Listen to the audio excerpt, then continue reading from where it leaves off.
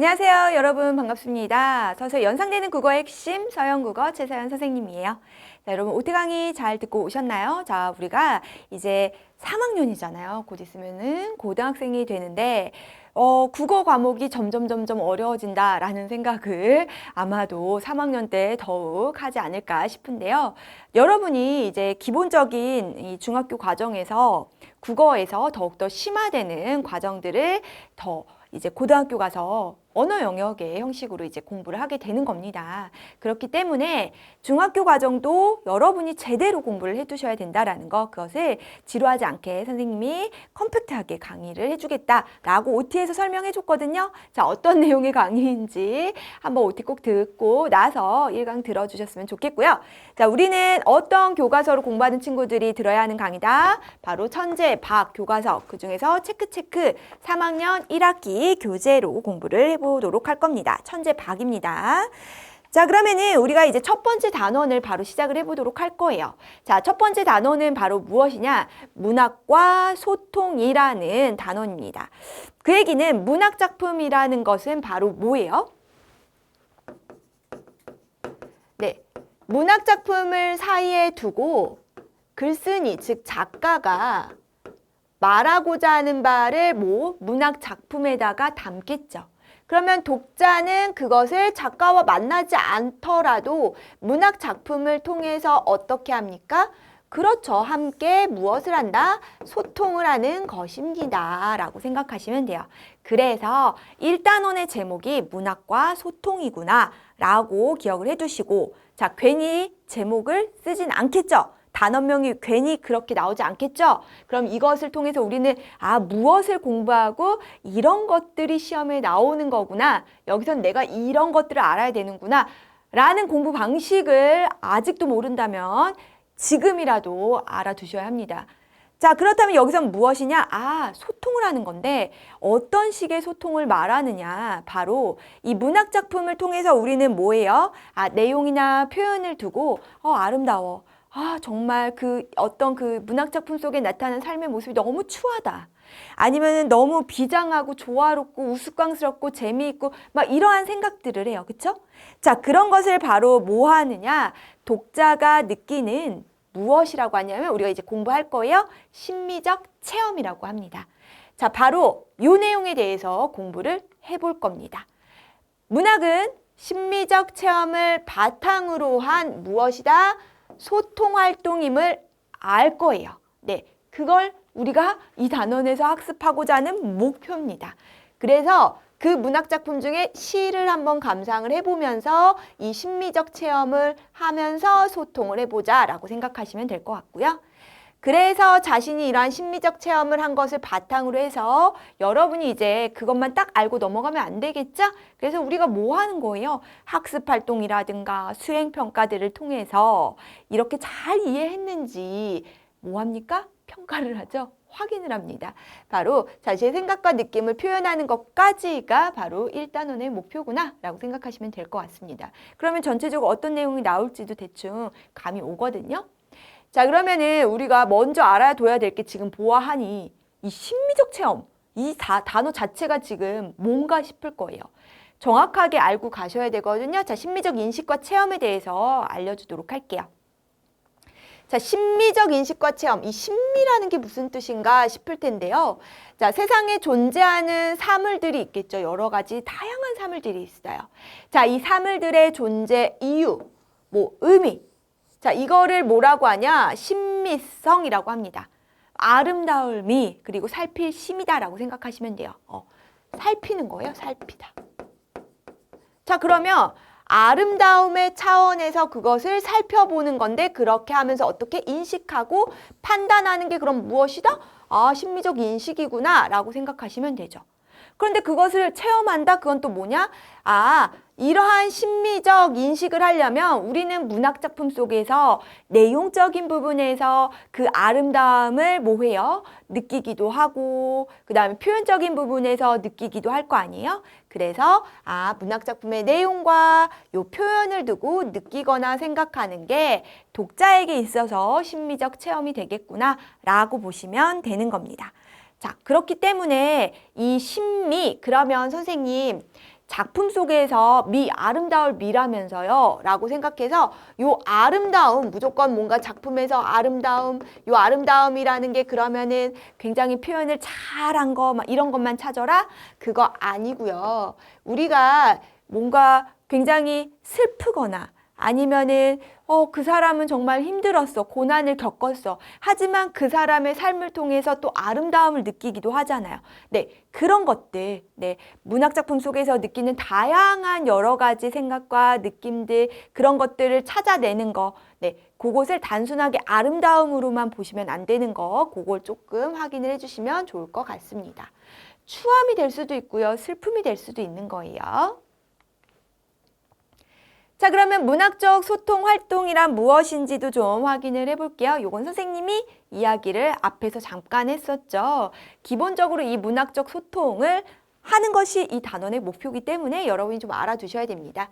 말했듯이 작가는 자신이 전달하고자 하는 바를 직접 우리한테 다 하나하나 말하러 다니지 않잖아요. 언어로 형상화해서 이 문학작품으로 창작해서 이야기를 합니다. 그게 바로 이제 작품이 되는 거죠. 그래서 작가와 독자가 소통하는 매개물로서 이제 중간 역할을 하는 게 작품이에요. 그럼 당연히 독자는 이 작품을 읽으면서 작가가 전달하려는 내용을 파악해야 되겠죠. 그리고 뭐 자신의 입장에서 해석을 하는 거죠. 자, 그래서 다른 누구와 그렇죠. 우리는 이런 활동들을 많이 하잖아요. 내가 그냥 해석하고 이해한 것만 딱 넘어가는 것이 아니라 함께 내가 해석한 거, 그런데 다른 친구는 이렇게도 생각하네? 같은 작품을 보고도 다르게 생각할 수 있다는 것에 대해서 초등학교 때부터 계속 공부했잖아요. 다른 독자와 감상을 나누기도 하는 거구나 라는 것입니다. 그래서 우리가 여기 바로 밑에는 뭐가 나오냐면 바로 우리가 이제 공부할 시꽃에 대한 내용들이 나오거든요. 그거는 이제 넘어가서 확인해 볼 거니까 자르고, 자, 심미적 인식과 그래서 우리는 무엇을 할 거냐? 이 체험을 바탕으로 작품을 봐야겠죠? 네, 그래서 이러한 문학적 소통이란 바로 그것을 작품을 통해 심미적 인식하고 그 독자가 그것을 체험하는 그러한 소통 과정이구나 라고 생각하시면 된다라는 얘기입니다. 그래서 우리가 꽃이라는 김춘수님의 작품을 함께 보도록 할 거예요. 워낙에 유명한 작품이고요. 나 어디서 들어본 것 같아요 라고 하는 친구들 분명 있을 거예요.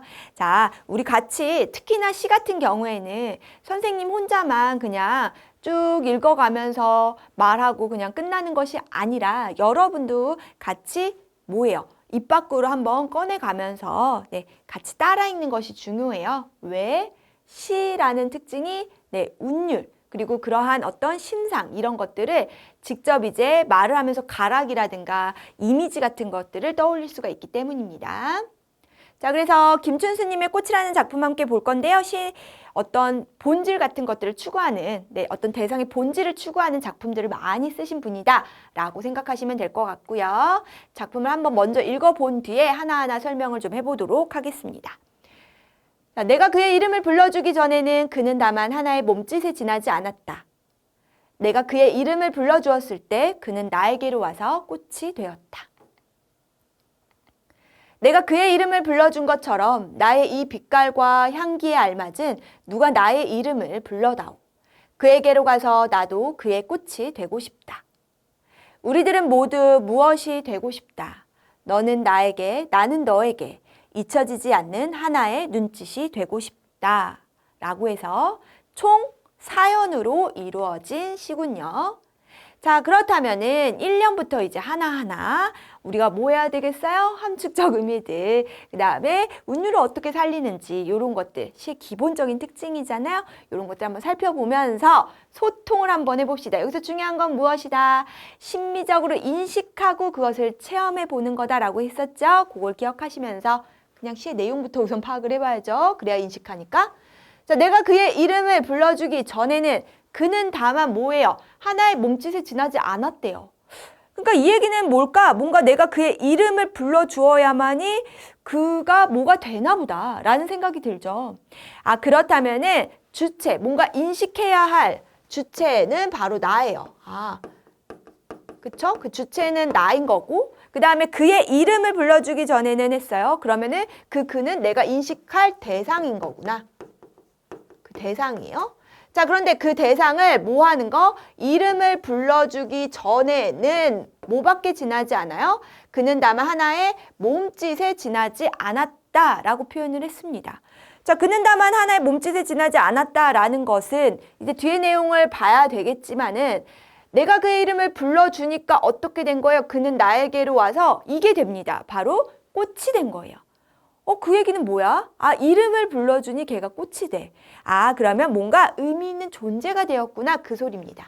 자, 그렇다면 얘는 뭐가 되는 거예요? 그럼 결국 의미가 없었던 그런 그냥 뭐 만약에 예를 들어서 그냥 지나가던 많이 흔히 보는 들꽃 중에 하나였어요. 그런데 내가 그의 이름을 불러주었을 때 와, 얘는 국화구나 라고 국화하고 불러주니 정말 국화 꽃이 된 거예요. 나에게 있어서 내가 이름을 불러준 그 대상, 나에게 있어서 뭐가 된 거예요? 의미 있는 존재가 되었다라는 겁니다. 자, 이렇게 의미 있는 존재가 되어버렸어요. 어떠한 행위로 인해서 그렇게 된 거죠? 자, 중요한 게 바로 무엇이다? 아, 내가 그의 이름을 불러주었을 때 이렇게 의미 있는 존재가 되었구나. 이게 중요한 거예요. 아, 그럼 내가 그의 이름을 불러준다라는 것 자체가 무슨 행위다? 아, 내가 어떤 대상에 의미를 부여하는 행위구나. 이름을 불러주는 게 의미 부여 행위구나 라고 생각하시면 된다는 얘기죠.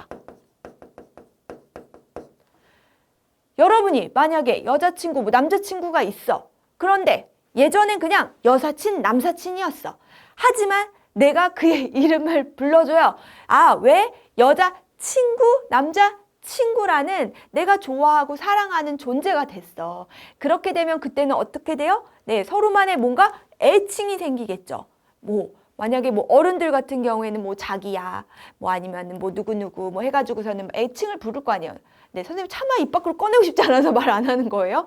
자, 그러니까는 어떻게 되는 거야? 그렇게 되면 나에게 있어서 그는 또는 그녀는 굉장히 의미 있는 존재로 바뀌죠. 그전엔 그냥 여자 사람 친구, 남자 사람 친구였잖아요. 아, 이해가 확 되죠? 아하, 내가 그 이름을 불러주었을 때 이런 식의 의미 부여 행위, 그러면서 얘는 뭐가 되는 것이다? 꽃이 된 겁니다. 아, 그러한 의미 있는 존재, 꽃이 된 거예요. 그런데 의미 있는 존재라는 사실은 뭐예요? 네, 그 얘기를 하고 싶은 거죠. 그런데 그걸 뭐로 표현한 거예요? 꽃이라고 표현했을 뿐입니다. 자, 이런 걸 그럼 뭐라고 해요? 네, 그냥 이렇게 어떤 의미 있는 존재다라는 거는 눈에 딱 보이는 게 아니잖아요. 그래서 이런 건 상징을 썼다라는 것까지도 좀 확인을 해주면 좋을 것 같고요. 기본적으로 지금 뭐 했을 때 뭐 했다, 뭐 했을 때 뭐 되었다 이런 식으로 반복하고 있죠. 그런 것도 운율 형성 요소가 된다라는 것도 같이 좀 확인을 해주시면 좋을 것 같습니다. 자, 그러면 3년을 봅시다. 자, 그래서 내가 그 이름을 불러준 것처럼 나의 이 빛깔과 향기에 알맞은, 그래서 나도 누군가가 좀 나의 이름을 불러줬으면 좋겠다라는 것이죠. 누가 나의 이름을 불러다오라고 했습니다. 그 얘기는 뭐예요? 나를 잘 알아보는 내 존재, 내 어떤 그러한 그 본질, 네, 그런 거죠. 그러한 존재의 본질을 아는 누군가가 뭐 했으면 좋겠다? 나도 그러한 나의 이름을 불러줬으면 좋겠다. 그 얘기는 나에게 그러한 의미 있는 존재로 만들어줬으면 좋겠다라는 얘기죠. 그걸 뭐 하는 거예요? 불러다오 그러면 뭐뭐 해다오 소망하고 있는 거네 라는 어떤 주제가 또 드러날 수 있는 거죠. 아, 그렇게 누군가 나에게 그런 의미 있는 존재로 나도 만들어줬으면 좋겠네, 그랬으면 좋겠네. 아, 주제와 함께 연관을 할 수도 있겠다라고. 자, 문학작품 이런 식으로 파악하는 거예요, 여러분이. 왜냐? 당연히 수능 언어 영역 공부할 때는 내가 모르는, 아는 게 나오면 너무 좋겠지만 모르는 이런 문학작품 나왔을 때 이런 식으로 파악한다라고 생각하시면 됩니다. 자, 그래서 뭐라는 거예요? 그 얘기로 가서 나도 그의 꽃이 되고 싶다라고 얘기하는 겁니다. 아, 나도 누군가에게 뭐라는 거예요? 의미 있는 존재가 되고 싶다. 의미 있는 존재가 되고 싶다. 라는 거죠. 아, 그러면 여기선 더욱더 자세하게 나왔네. 뭐가? 아, 그렇게 되길 소망하는 주제가 자세하게 나왔구나 라고 생각하시면 됩니다. 자, 그래서 마지막 사연. 우리들은 모두. 근데 그게 나만 그렇겠어? 맞아요. 선생님도 누군가에게 힘이 되어주는 존재, 누군가에게 내가 그 사람에게 있어서 정말 꼭 필요한 존재가 되었으면 하잖아요. 네, 그런 것처럼 우리들은 모두 이렇게 무엇이 되고 싶어 하는 겁니다. 그 무엇이라는 건 뭐겠어요? 의미 있는 존재가 되고 싶어 한다라는 얘기겠죠. 네. 너는 나에게, 나는 너에게. 그 얘기는 뭐예요? 서로에게 있어서라는 겁니다. 서로에게 있어서 어떻게 되었으면 좋겠다? 잊혀지지 않는 그러한 하나의 눈짓이 되고 싶다라고 했습니다. 그 얘기는 뭐예요? 처음에 꽃이었어요. 그쵸? 처음에 몸짓이었어요. 그러다가 이제 의미 있는 존재인 꽃이 되었어요. 그런데 이제는 누구에게? 나만 그런 거 또는 남이 그런 것만이 아니라 서로에게 있어서 하나의 눈짓이 되고 싶은 의미 있는 존재가 되고 싶다로 한 거예요? 확대가 돼가고 있죠. 시의 전개 방식 어떻습니까? 라고 한다면 시의 전개 방식 점차 확대되고 있구나 라고 점층적 확대 방식으로 전개하고 있다라고 생각하시면 됩니다. 어떻게? 의미가 없었어. 몸짓. 그러다가 이제는 의미가 있는 존재가 되었어. 꽃. 그러다가 이제는 서로에게 의미 있는 존재가 되고 싶다고 말해. 눈짓. 이런 식으로 확대되고 있구나까지 정리를 해볼 수가 있겠습니다. 자, 그렇게 시상 전개 방식까지도 볼 수가 있고요. 그리고 전체적으로 이제 어떤 시의 분위기라든가 느낌을 살려주는 게 뭐예요? 시 속에 드러나는 말투. 이런 거라고 보시면 되는데 그걸 뭐라고 하냐? 어조라고 합니다. 자, 지금 여기 어조가 어떤 것 같아요? 강렬하게 그렇습니다. 이렇게 얘기해요? 아니지. 자, 그러면 그랬으면 뭐예요? 되었다, 되고 싶다, 그렇게 해다오라고 하죠. 자, 조금 뭐예요? 간절하게 표현하죠. 간절한 어떤 목소리가 느껴져요. 간절한 어조로 이렇게 자신의 무엇을 소망을 이야기하고 있는 시구나 라고 생각하시면 될 것 같네요. 자, 그래서 그러면 주제도 이 시의 주제에 딱 얘기하자고 하면 뭔가 그냥 내가 누군가에게 이렇게 이름 불러주는 행위만 끝나는 것이 아니라 서로에게 있어서 서로의 존재를 알고 본질을 알고 서로에게 있어서 의미 있는 존재가 되고 싶다라는 그것을 소망하는 이야기를 하고 있는 게 이 시의 주제구나라는 것까지 확인을 해보시면 될 것 같고 그것을 어떻게 했느냐? 간절한 어조로 표현을 했고 그것을 전체적으로 점층적으로 이제 확대를 해가면서 처음엔 몸짓, 그 다음엔 목꽃, 그 다음엔 눈짓 이런 식으로 표현을 했구나 라고 볼 수 있겠네요. 자, 그럼 끝난 거예요. 어렵지 않죠? 자, 소단원 마무리 해보고 이제 뒤쪽에 학습 활동 다음 시간에 볼 텐데요. 자, 우리가 공부하는 대부분의 현대시는 뭐라고 했어요? 90% 정도 공부하는 거 다 현대시 자유시다라고 했습니다. 당연히 꽃이 중심 소재 제재다라고 보시면 될 것 같고요. 서로의 존재를 인식하고 서로에게 의미 있는 진정한 관계가 되기를 소망하는 것, 그게 바로 무엇이다? 주제다라는 거 알 수가 있었어요. 자, 그것을 우리는 어떻게 할 수가 있었습니까?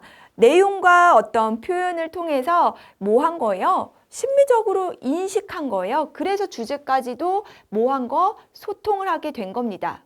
작가가 말하고자 하는 그 주제를 잘 파악할 수 있게 된 거죠.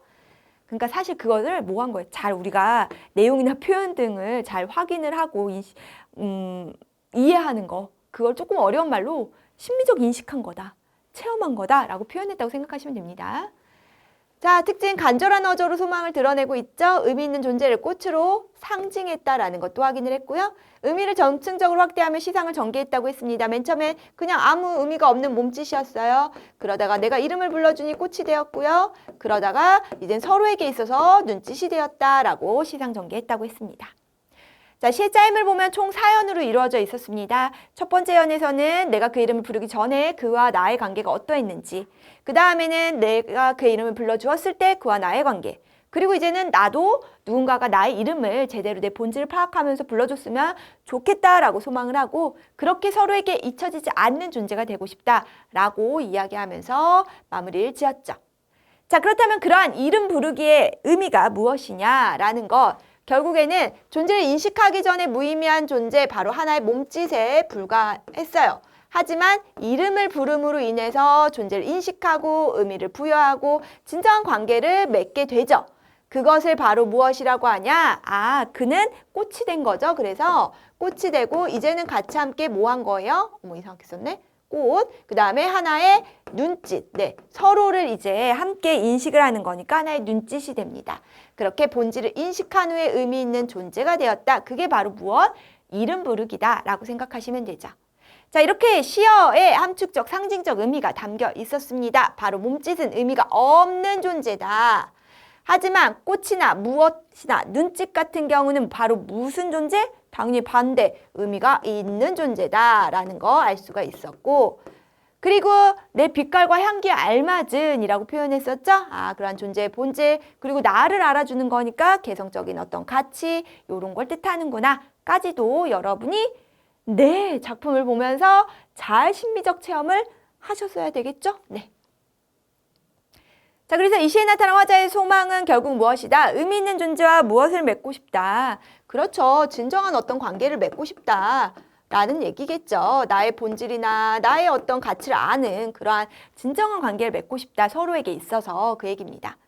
자, 인식이 점층적으로 확대됐다고 했었습니다. 아, 나, 그리고 그 다음엔 뭐가 되는 거예요? 우리라는 서로가 되는 것이고, 그리고 인식의 내용도 확대되죠? 몸짓이었다가 꽃이었다가 이제 서로에게 있어서 뭐가 되는 겁니까? 눈짓이 되는 것까지 확인을 해볼 수가 있겠네요. 자, 이렇게 해서 우리가 소단어 마무리까지 정리를 해봤습니다. 자, 어떤 것 같습니까? 자, 여기서 중요한 건 그거예요. 조금 다 똑같은데 우리 공부하는 거? 맞아요. 말했잖아요. 그런데 그것을 조금 어려운 말로 심미적 인식, 뭐 심미적 체험이다 라고 했는데 큰 단원, 그러니까 큰 어떤 숲을 보세요. 아, 작품을 통해서 뭐 작가가 우리가 흔히 이렇게 지나가면서 봤던 것들을 어떻게 하는 겁니까? 네, 이러한 의미로 이제 난 전달하고 싶어 하고 이렇게 담아둔 거잖아요. 그것을 우리가 어떻게 내용과 표현을 잘 보면서 이런 식으로 파악을 해보는 거, 그게 심미적인 인식이자 체험 활동이고 그것을 통해서 뭐 하는 거다? 작가와 소통하는 거구나. 그렇게 잘 이해했으면 내가 잘 소통했구나 라고 생각하시면 되는 겁니다.